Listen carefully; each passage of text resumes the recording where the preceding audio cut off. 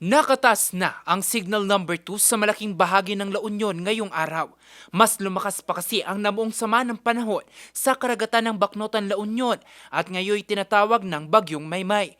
Taglay nito ang lakas ng hangin na 75 km per hour malapit sa gitna at pagbugso na aabot sa 90 km per hour. Mamayang alas 11 ng gabi, inaasahang magla-landfall ito sa bahagi ng Ilocos Sur o La Union. Pero bago pa man tumama ang bagyo sa kalupaan, may ilang pinsala ng tinamo ang probinsya, dulot naman ng habagat. Kabilang narito ang malawakang pagbaha, 31 mga lugar sa probinsya ang nakakaranas ito. 5 naman ang naitalang pagguho ng lupa.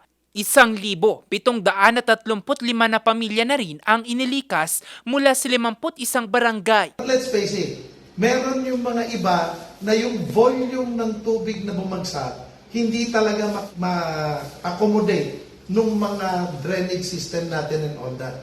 So, ang drainage system is a failure when pagka bumagsak, nagbaha. It takes more time for it to recede. Then you have a problem with drainage. Sa Bawang La Union, 7 bahay na ang nasira. Kabilang na ang bahay na ito sa Barangay Pugo, Bawang La Union. Bitak-bitak na ang bahay at anumang oras, posible na ring bumigay. Yung ulan kahapon ng gabi, talagang malakas. Kaya nung umaga, yun, nakita na lang namin yung bahay na yun. Kinain na ng tubig. Sa ngayon, nakataas ang red alert status sa probinsya bilang paghahanda sa posibleng pagtama ng Bagyong Maymay.